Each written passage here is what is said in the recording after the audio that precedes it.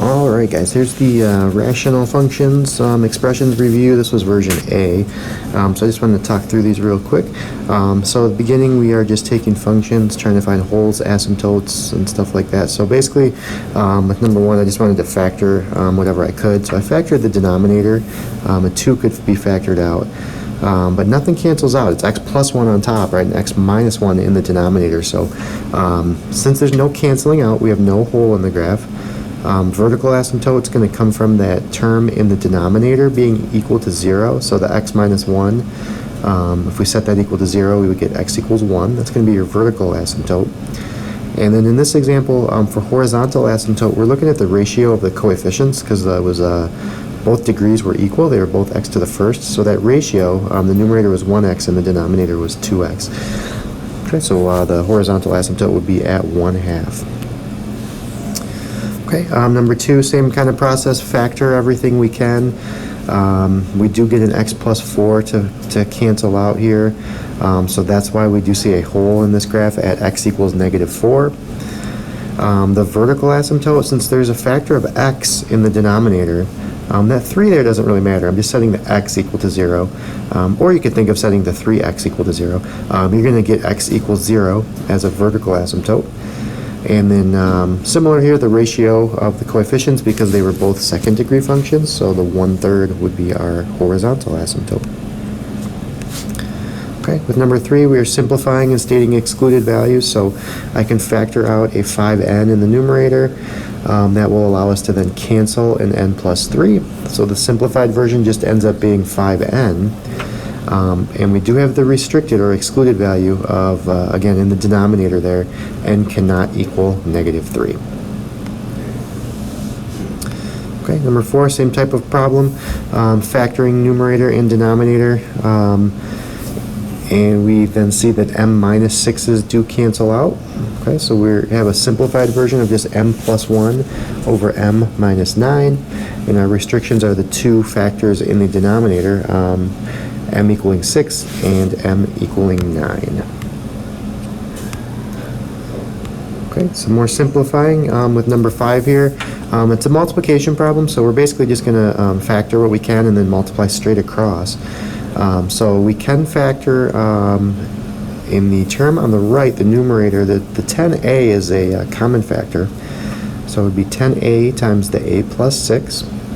And then the denominator, factors of 18 that add up to 9 would be a plus 6 and a plus 3.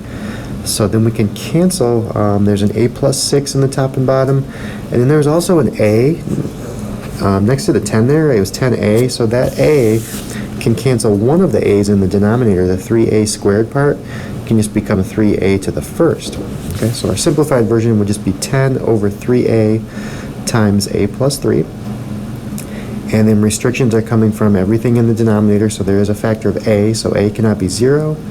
The a plus 6 in the denominator means a cannot be -6. And the a plus 3 means that a cannot be -3. Okay, number 6, simplifying. So this one a division problem.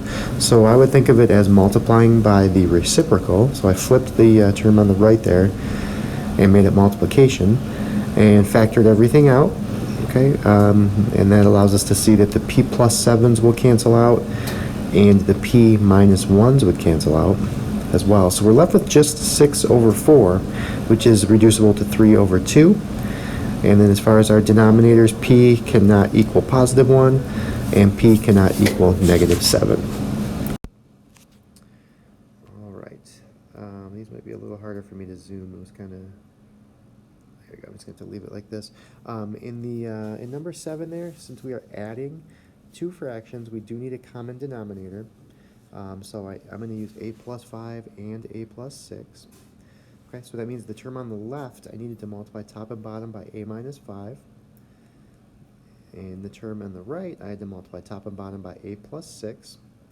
Okay, so then what I'm going to do, I went ahead and distributed the numerator, so that I can get in the 3a squared minus 15a plus 4a squared. I'm seeing a typo in this problem. Let me come back to that problem. just now looking at that and not sure what happened there with in the numerator. So let me come back to number 7. We'll revisit that one. Number 8, though, we can see we have a denominator that is factorable. Let me move this over here. There we go.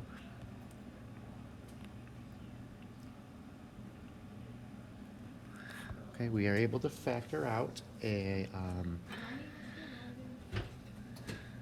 we're able to factor out a 6x from the numerator and have 6x times x minus 6.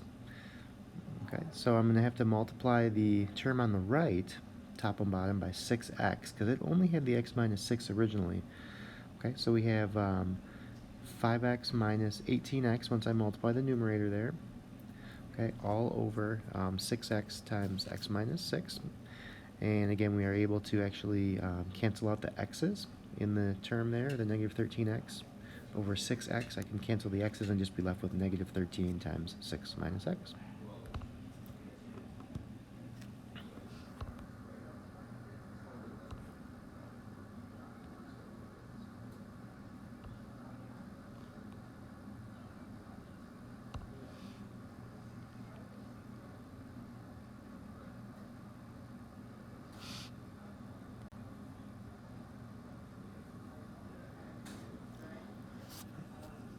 Alright, so going back to number 7 here, I do see the mistake I made now.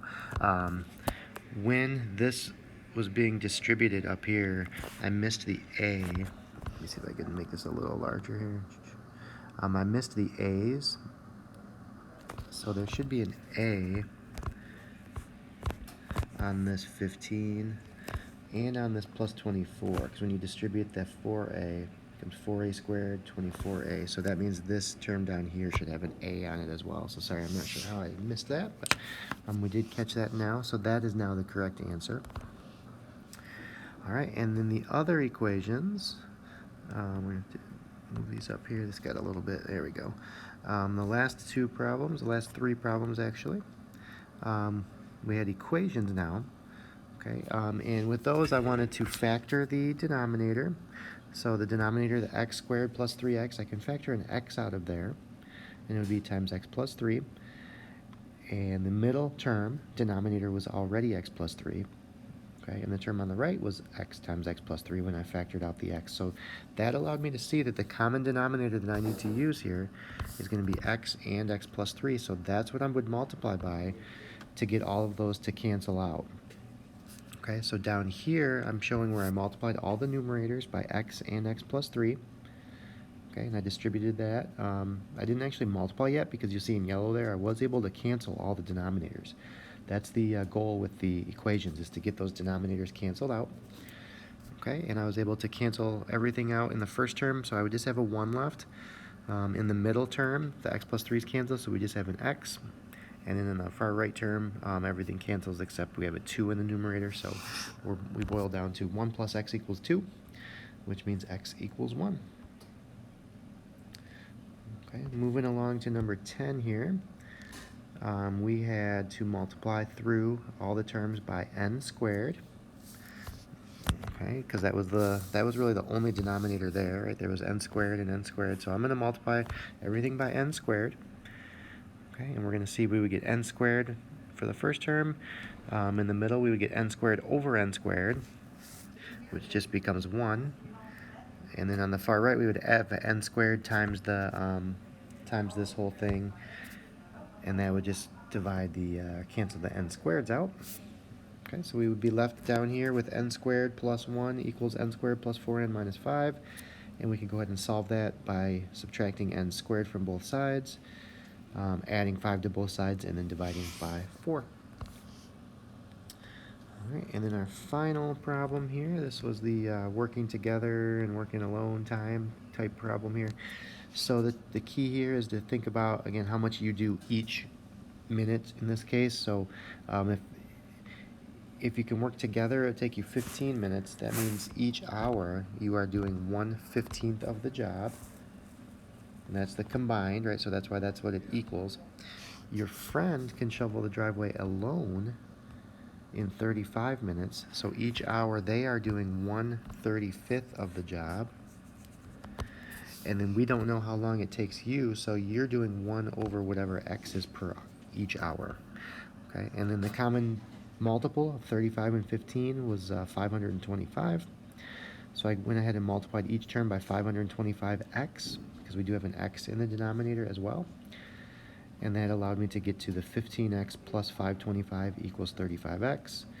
And we could solve and get 26.25 minutes.